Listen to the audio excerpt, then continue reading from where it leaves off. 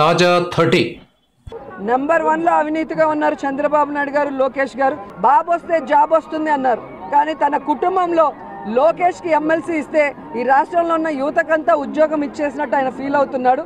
ఇది చాలా దురదృష్టకరం.